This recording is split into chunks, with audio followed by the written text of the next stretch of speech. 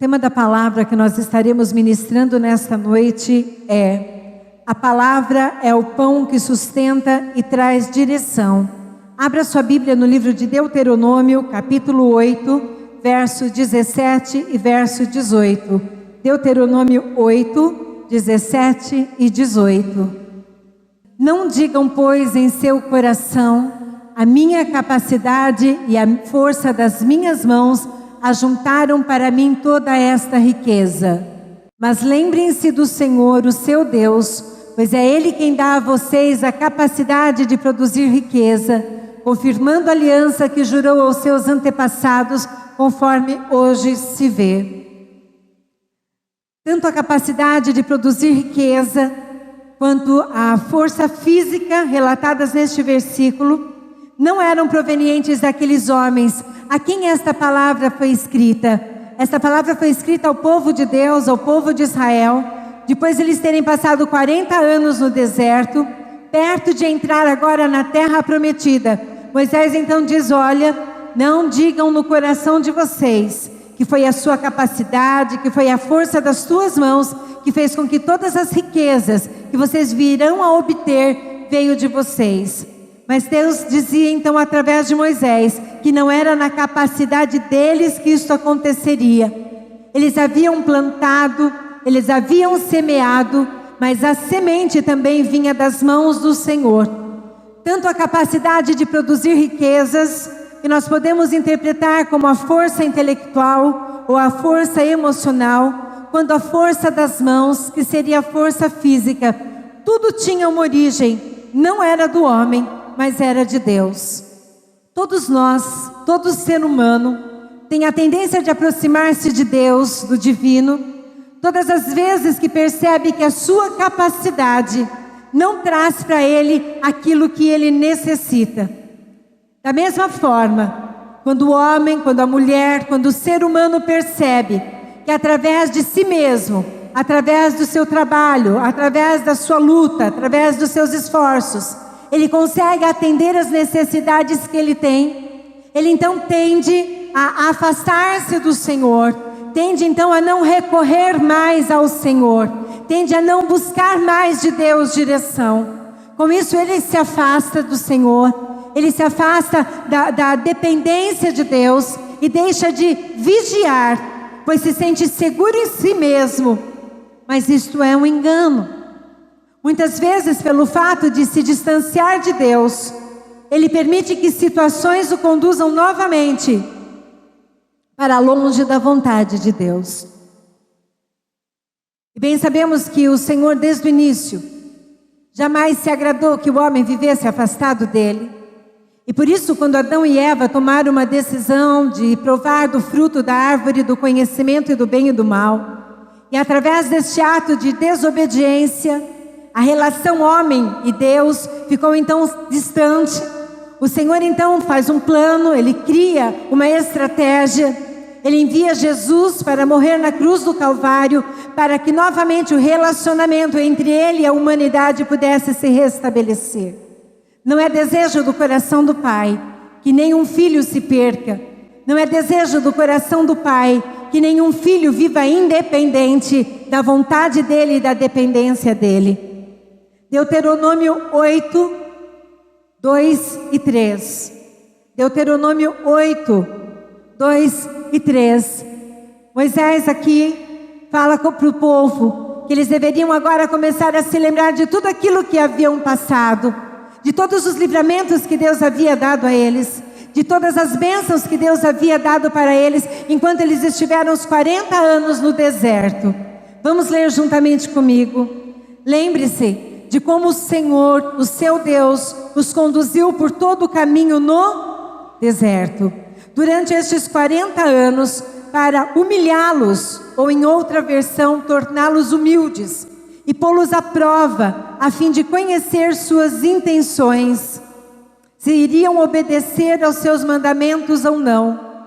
Assim ele os humilhou e os deixou passar fome, mas depois sustentou com o maná, que nem vocês nem os seus antepassados conheciam, para mostrar-lhe que nem só de pão viverá o homem, mas de toda a palavra que procede de Deus.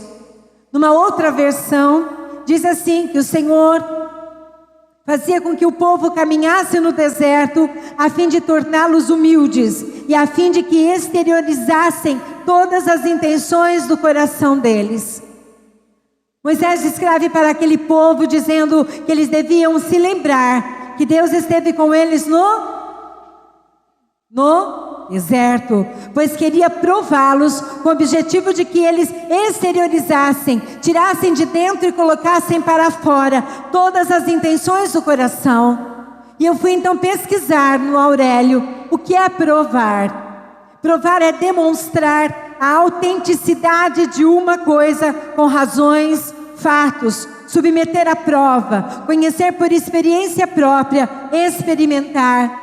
Aqui então diz que o Senhor permitiu que eles fossem para o deserto. Enquanto estavam no deserto, o Senhor os guiava, e os guiava com um propósito, de aprová-los, de fazer com que tudo aquilo que havia dentro deles se tornasse agora exterior. Não era aquilo que havia dentro de suas túnicas, não era aquilo que havia dentro das marcas do seu corpo, mas era aquilo que eles traziam dentro deles, onde ninguém podia enxergar, somente o Senhor. E conforme eu fui preparando este esboço, eu dizia, mas Senhor, Tu necessitastes de levar o povo para o deserto, para saber aquilo que o Senhor sabe tão bem.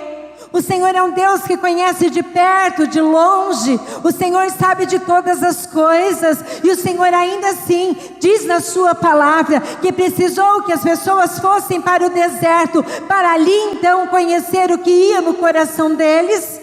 Mas Tu és Deus, Tu precisastes fazer isso. E o Senhor disse ao meu coração que Ele não levou as pessoas no deserto, Ele não permitiu que eles passassem por aquela situação, a fim de que Ele conhecesse aquilo que ia no íntimo delas, mas sim, a fim de que aquelas próprias pessoas passassem a reconhecer e a conhecer-se melhor. Para que você entenda como o Senhor tem conhecimento de todas as coisas, abra sua Bíblia em Salmos 139, lemos do verso 1 ao verso 4.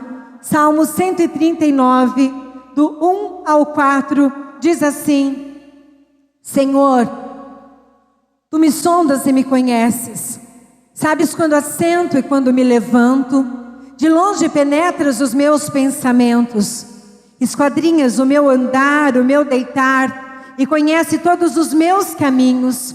Ainda a palavra que não chegou à língua, e Tu, Senhor, já a conheces toda. Aqui então, o salmista Davi comprova que o Senhor é um Deus onisciente.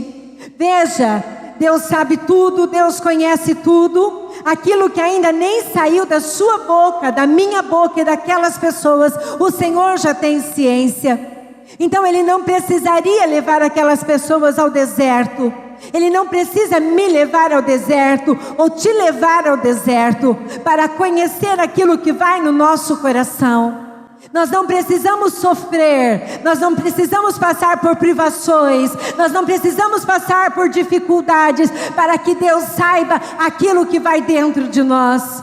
Mas Ele permite que isso ocorra, para que eu e você venhamos a reconhecer aquilo que precisa ser mudado em nós, para que o Senhor se agrade de nós e para que haja uma genuína mudança no nosso interior, que vai resultar numa melhor relação com Deus, conosco e com os demais irmãos. Note que coisa mais linda. O Senhor muitas vezes permite que nós venhamos a passar por situações difíceis, como aquela no deserto, para que aquelas pessoas começassem a observar coisas que no dia a dia elas não observariam, para que aquelas pessoas começassem a ficar atentas a alguns comportamentos que elas teriam, que não seria natural se tudo estivesse bem. Moisés, quando alertou o povo, ele disse para eles: não digam no coração de vocês que a capacidade e a força vem das mãos de vocês e por isso vocês são ricos.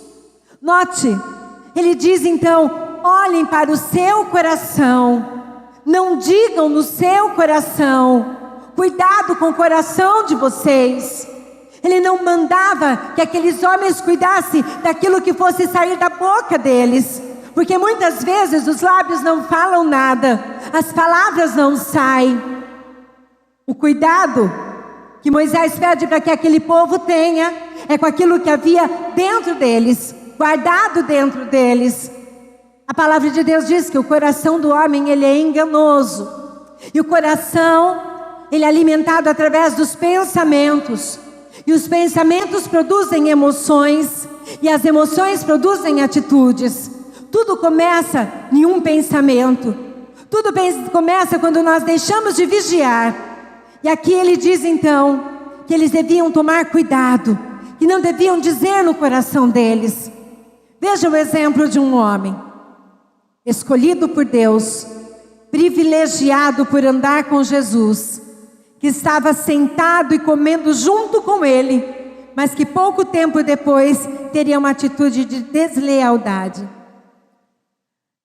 Quando nós falamos que nós temos que tomar cuidado com aquilo que vai no nosso coração, talvez você em alguns momentos pense que esta palavra não é para nós que estamos dentro de uma igreja, não é para nós que ministramos um pequeno grupo, não é para nós que lideramos, que supervisionamos, que pregamos, não é para nós que frequentamos regularmente a igreja.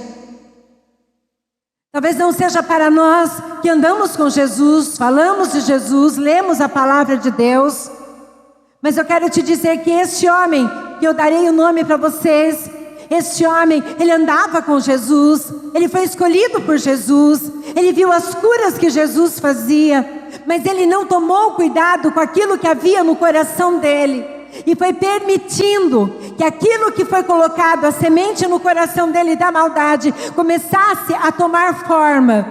Veja o que aconteceu com este homem, Mateus 26 e 23. Vamos ler juntos. Afirmou Jesus: aquele que comeu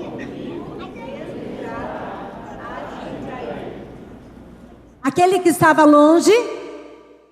Não, aquele que estava perto. Era uma pessoa comum, uma pessoa conhecida? Não, era uma pessoa íntima. Ele dizia que aquele que estava com ele e que comia com ele no mesmo prato, este iria traí-lo. Depois no versículo 48 e no 49, Mateus 26, 48 e 49 diz: o traidor havia combinado um sinal com eles, dizendo-lhes: aquele a quem eu saudar com um beijo, é ele, prendam-no. Dirigindo-se imediatamente a Jesus, Judas disse: salve, mestre, e o beijou. Aquele que havia comido com Jesus no mesmo prato, agora dá um beijo nele. E este beijo era um sinal da delação e era o sinal da traição. O beijo naquela época, e agora ainda, demonstra intimidade. E a tradução do grego para este beijo é um beijo que tem uma conotação de uma saudação calorosa, que é a mesma que aquele pai deu quando o filho pródigo voltou para casa. Notem bem, não era alguém que não conhecia Jesus, não era alguém que não caminhava com Jesus, não era alguém do relacionamento íntimo de Jesus, não. Era alguém íntimo, fazia parte dos 12 de Jesus, Judas Iscariotes. E este mesmo foi o que traiu o Senhor, por causa do quê? Das riquezas. Nesta cena que nós acabamos de ler em Mateus 26, existem dois personagens centrais, um deles é Jesus e no outro é Judas. Nessa cena, de um lado, Jesus, mesmo sabendo que seria traído por Judas, consegue ver nele a figura de um ser humano, distante de Deus, com o coração repleto de ambição, de soberba, de ganância, de inveja. Mas mesmo assim, Jesus não se afastou de Judas e ainda o chamou de amigo. Mateus 26 e 50. Mateus 26 e 50 diz: Jesus, contudo, lhe perguntou a Judas: amigo, para que vieste? No mesmo instante, os homens avançaram sobre Jesus e o prenderam. Veja, Jesus sabia o que estava no coração de Judas. Jesus sabia que ele era um dos 12 que iria traí-lo. Jesus sabia que por conta da traição ele enfrentaria a cruz do Calvário. Não estamos levando em consideração que isso também era plano de Deus, que isso já era propósito de Deus na delação, na crucificação, na morte, na ressurreição. Não é isso que nós estamos mencionando nesta noite. O que nós estamos mencionando nesta noite, e vale como alerta para mim e para você e para quem está nos assistindo, é que Jesus sabia de tudo aquilo que Judas faria, mas nem por isso Jesus o tratou de uma forma diferente. Nem por isso Jesus deixou de ter consideração e amor por Judas. Ele chamou Judas de amigo e logo depois ele foi então preso. O outro personagem agora é Judas. Judas é aquele que teve a oportunidade de recuar, é aquele que teve a oportunidade de se converter, de mudar de rota, mas ele continuou obstinado naquilo que ele estava pensando, não vigiou nos seus pensamentos, não vigiou nas suas emoções, até que a sua atitude foi delatar Jesus.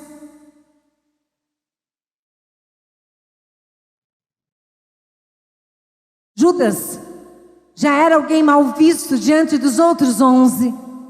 Quando Maria derramou bálsamo para lavar os pés de Jesus, ele então diz para Maria: porque ao invés de você desperdiçar este azeite, este óleo, este bálsamo, você não vendeu por 300 denários e deu aos pobres. Logo em seguida, João diz assim, que Judas era aquele que mexia no dinheiro que havia na sacola. Judas, ele era o financeiro do ministério de Jesus. Judas era aquele que administrava os recursos materiais de Jesus. Notem, aquele para quem Jesus deu uma parte do seu ministério, aquele em quem Jesus confiou e depositou uma parte do seu ministério, seria aquele que iria traí-lo justamente por aquilo que ele tinha para administrar. Ele não traiu Jesus porque ele adulterou, ele não traiu a Jesus porque ele se afastou dos outros 11, mas ele traiu a Jesus movido pela ganância, pela ambição. Mas ele teve tempo de recuar, ele teve tempo de se arrepender, ele teve tempo de olhar para dentro do coração dele. Porque Jesus falou que um daqueles que estava mesmo trairia, e Judas já sabia que seria ele o traidor. Os outros 11 começaram a questionar quem iria trair Jesus, quem iria trair, mas Judas sabia que era ele quem seria desleal ao Senhor. Neste exemplo, não considerando que a entrega de Jesus fazia parte do plano de Deus, nós devemos parar para pensar um pouco nesse Judas, nesse homem desleal, nesse homem que não vigiou nos seus pensamentos, nos seus sentimentos, que não vigiou e por causa disso tomou uma atitude, e essa atitude o levou ao suicídio. E esse relato do suicídio de Judas está em Mateus 27, 3 e 5. Mateus 27, 3 e 5. Quando Judas, que o havia traído, viu que Jesus fora condenada, foi tomado de remorso e devolveu aos chefes dos sacerdotes e aos líderes religiosos as 30 moedas de prata. Talvez você não conheça essa história, mas Judas delatou a Jesus em troca de 30 moedas de prata. E agora, quando ele vê que Jesus vai preso, ele propõe então que as moedas sejam devolvidas e que Jesus venha a ser colocado em liberdade.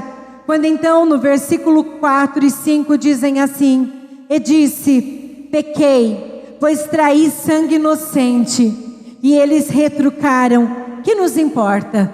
A responsabilidade é sua. Então Judas jogou o dinheiro dentro do templo, saiu e enforcou-se. Tarde demais.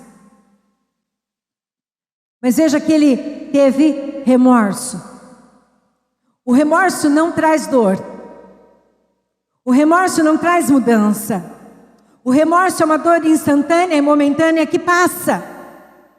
o que produz mudança, o que produz transformação, o que produz em nós desejo de ver as coisas se tornarem diferentes, é o arrependimento. O arrependimento, quando ele ocorre, ele nos leva primeiramente a reconhecer que existe algo em nós que precisa ser mudado, ainda que a gente não tenha conseguido mudar. Judas aqui diz que quando ele viu que havia traído a Jesus, ele então teve com ele remorso. Pequei, pois traí o sangue. E o que aquelas pessoas disseram? Que nos importa? A responsabilidade é sua. Quantas vezes, para não desagradar pessoas, para não desagradar amigos, para não desagradar pessoas que caminham conosco, para não desagradar a outros, nós abrimos mão do direito de escolher Jesus e não olhamos para o nosso coração e não olhamos para a intenção que tivemos quando tomamos essa atitude. Em outras ocasiões, Judas já havia dado indícios que ele precisava ser tratado, que ele precisava reconhecer que ele tinha uma ganância fora do controle, ele tinha um desejo que ele não conseguia vencer. Mas Judas não quis, Judas não se arrependeu, Judas não olhou para dentro do coração dele, mas ele continuou obstinado em fazer aquilo que era bom para ele e bom também para algumas pessoas que com ele estavam. E depois que ele fez, aquelas pessoas simplesmente disseram: é responsabilidade sua, é problema seu. E ele, não dando conta, preferiu tirar a própria vida. E assim então, pela palavra de Deus, ele foi condenado eternamente. Não há salvação para aqueles que tiram a própria vida.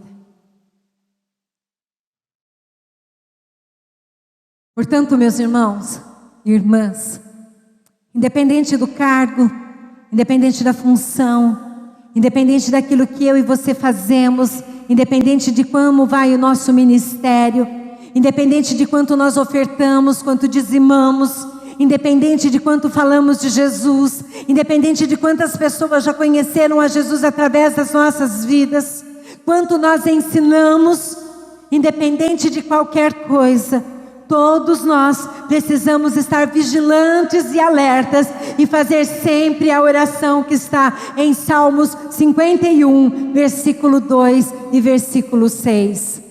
Salmos 51, versículo 2 ao versículo 6. Lava-me de toda a minha culpa e purifica-me do meu pecado, pois eu mesmo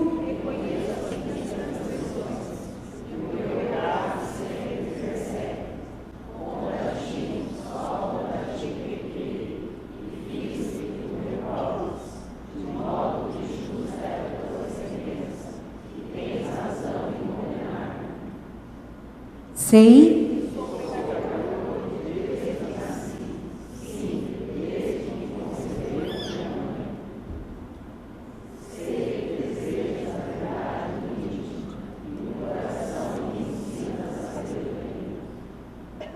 Davi, o Salmo 51, dos salmos mais lindos escritos por ele. Davi começa então um processo de arrependimento. Começa a olhar para dentro de si e começa a perceber que haviam coisas dentro dele que precisavam ser mudadas e transformadas. Davi reconhece que precisava passar por um processo de santificação, quando ele diz: Senhor, me lava e me purifica. Ele também, no versículo 3, reconhece que havia uma batalha sendo travada dentro dele, quando ele confessa que o seu pecado o perseguia. Era algo que era mais forte que ele, algo que ele não tinha domínio, algo que não havia sido completamente destruído. Porque se tivesse sido destruído aquilo que havia dentro do coração dele, ele jamais mencionaria que isso ainda o perseguia. Ele tentava, ele negava, ele rejeitava, mas ainda assim, aquele sentimento, aquele desejo carnal, aquele pecado estava onde ele estava, perseguindo ele. A palavra de Deus diz que Satanás anda ao nosso derredor, procurando quem ele possa tragar. No reino das trevas não existe trégua. No reino das trevas não existe tempo de refrigério. Não existe férias. Não existe um período de descanso. Ao contrário disso, o exemplo que o pastor Daniel sempre utilizou é que quando o inimigo vê você caído, você vai achar que ele vai ter compaixão. Ele vai em cima do seu peito com os 2 pés, a fim de destruir você. Davi aqui então abre o seu coração, não rasga as suas vestes, não troca mais a sua túnica, mas ele então troca as suas vestes interiores e diz para o Senhor: meu pecado me persegue. Depois no versículo 4, ele diz o seguinte: contra ti, só contra ti eu pequei. Ele não havia pecado contra outra pessoa. Ele não havia pecado contra uma instituição. Ele não havia pecado contra a família. Não havia pecado contra aquele que ele havia matado. Mas ele diz: contra ti, só contra ti eu pequei. Ele reforça que tinha sido somente contra o Senhor que ele havia pecado. E o que é o pecado? É a desobediência. E o que é desobediência? É saber o que é certo e continuar fazendo aquilo que é errado. É saber aquilo que precisa mudar e não querer mudança. É saber aquilo que precisa fazer e não fazer. É saber aquilo que precisa falar e não falar. Ou saber aquilo que não pode dizer e continuar dizendo. Ele coloca no versículo 6: sei que desejas a verdade em meu íntimo. Aqui Davi demonstra que ele reconhece que havia algo errado dentro do seu coração. E por causa disso, ele pecava contra o Senhor. E pecando contra o Senhor, ele estava afastado do Senhor. E o Senhor queria a verdade. Não era uma verdade qualquer. Não era uma verdade que nós mães muitas vezes dizemos para os nossos filhos: fala a verdade. E eles muitas vezes, com medo de punição, não falam a verdade na forma total. E eu sempre disse para as minhas filhas: se vocês disserem a verdade, vocês têm uma chance que eu desculpe, perdoe vocês. Mas se vocês mentirem, vocês vão apanhar, não pelo que fizeram, mas pela mentira. Muitas vezes sofremos, muitas vezes passamos por lutas, muitas vezes enfrentamos batalhas que ninguém sabe, invisíveis para os olhos dos outros, e nós não entendemos por quê. E eu posso te garantir que essas batalhas acontecem, essas guerras acontecem, porque existe algo que o Senhor ainda quer fazer dentro de nós. Existe algo no nosso íntimo que o Senhor ainda quer tratar. Por isso Ele permite que algumas coisas aconteçam nas nossas vidas, como se fosse um deserto. Deserto não é um lugar de você morar. Deserto não é um lugar de abundância. Deserto não é um lugar onde você tem amigos. Deserto não é um lugar onde você tem relacionamentos. Deserto não é um lugar onde você tem sossego. Ao contrário disso, deserto tem escorpião. No deserto tem cobra. No deserto tem vento. No deserto tem tempestade. No deserto tem vento forte, sol forte. No deserto as roupas se acabam. No deserto não há alegria. No deserto há tristeza. No deserto há escassez. E o Senhor muitas vezes nos permite passar por situações quase que um deserto, a fim de nos fazer olhar para dentro de nós e fazer com que o nosso nível espiritual se torne um nível espiritual maior do que aquele que temos ou tivemos antes de passar por esta situação. Davi reconheceu que ele precisava que o Senhor o santificasse, que o Senhor fizesse algo na vida dele, que o Senhor limpasse, que o Senhor lavasse, que o Senhor restabelecesse o seu interior com o Senhor. O espírito dele estava abatido, porque ele não estava no centro da vontade do Pai. E todas as vezes que não estamos no centro da vontade de Deus, em uma área das nossas vidas, nesta área não temos alegria, não temos gozo, não temos prazer. Nesta oração, e o próprio título diz em Salmo 51, que é chamada de oração de contrição e confissão de Davi, Ele demonstra humildade e sinceridade.